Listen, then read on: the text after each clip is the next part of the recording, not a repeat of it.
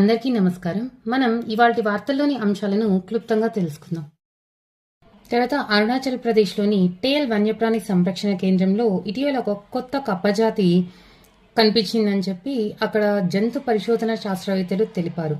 అయితే ఆ కప్పజాతి జెనోఫెరిస్ మ్యాసోనెన్సిస్ అనే కప్పజాతికి చెందినదిగా శాస్త్రవేత్తలు పేర్కొన్నారు.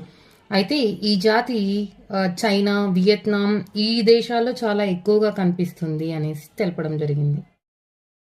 తర్వాత 65% రిజర్వేషన్ల కొరకు బీహార్ ప్రభుత్వం సుప్రీంకోర్టుని ఆశ్రయించింది.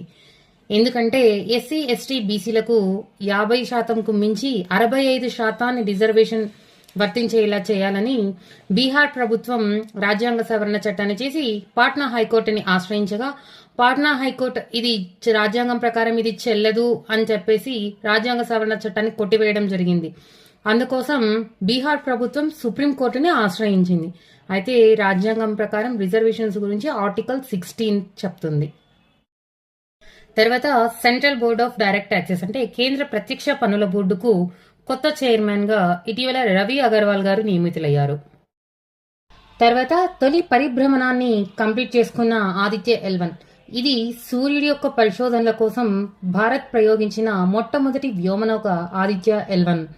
ఇది L1 బిందువు చుట్టూ కక్షలో తిరుగుతూ ఉందన్నమాట. అయితే గతేడాది సెప్టెంబర్ 2న ప్రయోగించిన ఈ వ్యోమనౌక జనవరి 6న L1 యొక్క కక్షలోకి వెళ్ళింది. దాని తర్వాత ఇది పరిభ్రమణాన్ని పూర్తి చేసుకోవడానికి 178 రోజులు పట్టిందన్నమాట. దీని తర్వాత రెండవ కక్షలో కూడా సునాయాసంగా ఈ ప్రయాణాన్ని ముగించడం కోసం శాస్త్రవేత్తలు కసరత్తు చేస్తున్నారు. మహారాష్ట్రలోని నాసిక్ చెందిన తన్వి చవాన్ దేవరే అనే ఆమె 17.42 గంటల్లో ఇంగ్లీష్ ఛానల్ ఇది రికార్డు సృష్టించింది. ఈ రికార్డు సృష్టించడంతో భారత్లో ఇంగ్లీష్ ఛానల్ను ఇది నా మొట్టమొదటి భారతీయ మాతృమూర్తిగా ఈ తన్వి చవాన్ పేరు పొందింది. అయితే ఈ ఇంగ్లీష్ ఛానల్ అనేది బ్రిటన్లోని డోవర్ నుంచి ఫ్రెంచ్ తీరం వరకు 42 కిలోమీటర్లు ఉంది. అయితే దీన్ని సాధించడం అనేది చాలా ఈజీ అయిన ప్రక్రియ కాదు. ఈ ప్రక్రియను సాధించడంలో ఘనతను సాధించి తన్వి చవాన్ గొప్ప పేరు పొందింది. అయితే ఈ ఇంగ్లీష్ ఛానల్ అనేది ఇంగ్లాండ్ మరియు ఫ్రాన్స్ ను వేరు చేస్తుంది. తర్వాత ప్రతిష్టాత్మకమైన విశ్వంబర సి నారాయణ రెడ్డి జాతీయ సాహిత్య పురస్కారానికి శివశంకరి అనే తమిళ రచయిత్రి గారు ఎంపికయ్యారు. ఈమె సరస్వతి సమ్మాన్ పురస్కారాన్ని కూడా తీసుకున్నారు. అయితే ఈమెకు 93వ సి నారాయణ రెడ్డి గారి 93వ జయంతి సందర్భంగా హైదరాబాద్లోని రవీంద్ర భారతిలో జరిగే 93వ జయంతి వేడుకల్లో ఈమెకు ఈ బహుమతి అందజేయనున్నారు. అయితే ఈ బహుమతికి 5 లక్షల నగదు, జ్ఞాపిక మరియు శాలువ లభిస్తుంది. ఈ సి నారాయణ రెడ్డి జాతీయ పురస్కారం యొక్క ట్రస్ట్ సభ్యురాలు వచ్చేసి శ్రీమతి సుశీలా నారాయణ రెడ్డి గారు.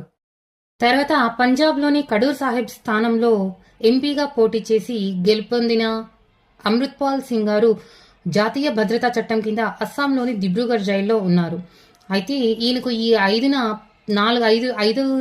పేరోల్ లభించింది. అయితే 5వ తేదీ నుంచి 4 రోజులు ఈయనకు పేరోల్ లభించింది. ఈ పేరోల్ లభించిన కారణంగా ఈ 5న లోక్సభలో ప్రమాణ స్వీకారం చేయనున్నారు. అయితే ఇదే విధంగా కాశ్మీర్ నాయకుడైన బారాముల్లా ఎంపీ రషీద్ గారు ఉగ్రవాదులకు నిధులు అందిస్తున్నారని చెప్పి ఆ కేసు కారణంగా 2017 నుంచి జైల్లో ఉంటున్నారు. తిహార్ జైల్లో ఉంటున్నారు. అయితే ఈయన ప్రమాణ స్వీకారం చేయలేదు ఇప్పటి వరకు. సో ఈ రషీద్ గారు ప్రమాణ స్వీకారం కొరకు లోక్సభకు వచ్చి ప్రమాణ స్వీకారం చేయడానికి 5వ తేదీన 2 గంటల పాటు ఈయనకు కస్టడీ పేరోల్ లభించింది. అయితే కస్టడీ పేరోల్ అంటే ఏంటి అంటే ఎవరైనా సరే నిందితులుగా అరెస్ట్ చేయబడ్డ వారు ఎవరికైతే శిక్ష విధించబడి ఉంటుందో వాళ్ళ అవసరాల నిమిత్తం అంటే నమ్మకంగా ఉంటే మాత్రమే ఇది లభిస్తుంది అనమాట. అక్కడ వాళ్ళు ఉంటున్న బిహేవియర్ని బట్టి కూడా కస్టడీ పేరోల్ అనేది ఇవ్వాలా వద్దా అనే ఆలోచన ఉంటుంది. అయితే వీళ్ళు వాళ్ళ కూతుర్ల వివాహం కొరకు కానీ లేదా వాళ్ళ కుటుంబ సభ్యులు ఎవరైనా మరణించినట్టుగా కానీ లేదా వీళ్ళు లేకపోతే ఏదైనా జరగదు అనే అటువంటి విషయాల కోసం పేరోల్ని అప్లై చేసుకోవచ్చు అనమాట. సో అటువంటి వాళ్ళకి పేరోల్ అనేది లభిస్తుంది. ఈ పేరోల్ అనేది ఎప్పటి వరకు అయితే ఇచ్చింటారో ఆ సమయం గడిచిన తర్వాత వీళ్ళు మళ్ళీ కూడా అరెస్ట్ అయి జైల్లో ఉండటం జరుగుతుంది అనమాట. అట్లా అమృత్పాల్ సింగ్ గారికి 5వ తేదీ నుంచి 4 రోజుల పేరోల్ లభించగా రషీద్ గారికి 2 గంటలు కస్టడీ పేరోల్ లభించింది. తర్వాత అనకాపల్లి జిల్లా అచ్యుతాపురం సెజ్లో కొత్తగా కృత్రిమ మీద పరిశ్రమ రాబోతుంది. ఈ కృత్రిమ మీద సంబంధించిన పరిశ్రమ స్మైల్ పేరుతో రానుంది. అయితే స్మైల్ అనగా subtract manufacture India private limited enterprises అన్నమాట. అయితే ఇది 189 కోట్ల పెట్టుబడితో చండీగఢ్ కేంద్రంగా ఈ సంస్థ రాబోతుంది. ఇందులో 2028కి 5,000 మందికి ఉపాధి కల్పించాలని అంచనా. అయితే అసలు సెజ్ అంటే ఏంటి అంటే స్పెషల్ ఎకనామిక్ జోన్ అనేసి అంటాం. ఏంటిది అంటే ఇండస్ట్రియల్ని డెవలప్ చేయడం కోసం, ఇండస్ట్రియల్స్ని డెవలప్ చేయడం కోసం, తర్వాత మ్యానుఫ్యాక్చరింగ్ని డెవలప్ చేయడం కోసం the special economic zone act అనేది 2005లో వచ్చింది. ఈ చట్ట ప్రకారం సెజ్లు నిర్మించబడతాయి. తర్వాత ఇటీవల 18వ లోక్సభ సమావేశాలు జరుగుతున్న తరుణంలో ఒకరోజు ముందుగానే నిరవధిక వాయిదా వేస్తున్నట్టు సభాపతి ఓం బిర్లా గారు చెప్పారు. అయితే తర్వాత మరుసటి రోజు లోక్సభ, రాజ్యసభ ఇరు సభలను కూడా రాష్ట్రపతి ద్రౌపది ముర్ము గారు ప్రోరోగ్ ప్రకటించారు. అయితే అసలు ఏంటి నిరవధిక వాయిదా అంటే ఏంటి, ప్రోరోగ్ అంటే ఏంటి అంటే ఫస్ట్ సమావేశాలు జరుగుతున్న తరుణంలో మొదటగా అడ్జర్న్ అని చెప్తారు. అడ్జర్న్ అంటే తాత్కాలిక వాయిదా అనేసి అంటాం.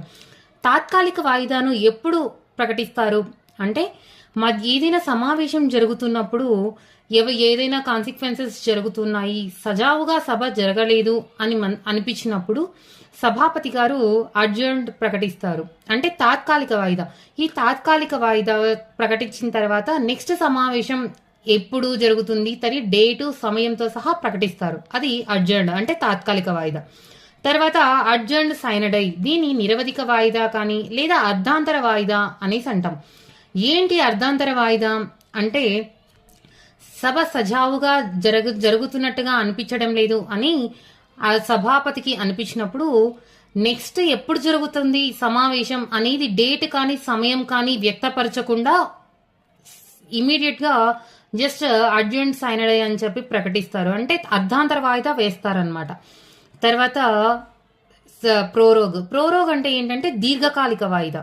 అంటే ఇంకా సమావేశాలు ఇప్పుడు జరుగుతున్న సమావేశాలు ముగిసాయి, తర్వాత సమావేశాలకు మళ్ళీ రాష్ట్రపతి గారు దాని తర్వాత మరి సమన్స్ జారీ చేయాల్సి ఉంటుంది. అయితే అడ్జర్న్డ్ అంటే తాత్కాలిక వాయిదా కానీ లేదా అర్ధాంతర వాయిదాలు కానీ సభాపతి కానీ విధానసభ యొక్క సభాపతి కానీ ప్రకటిస్తారు. కానీ దీర్ఘకాలిక వాయిదాను మాత్రం రాష్ట్రపతి గారు ప్రకటిస్తారు. తర్వాత బడ్జెట్ సమావేశాలు ఈ నెల 22 నుంచి జరగనున్నట్టు సమాచారం. థ్యాంక్ యూ అండి. రేపటి వార్తలతో మళ్ళీ కలుద్దాం.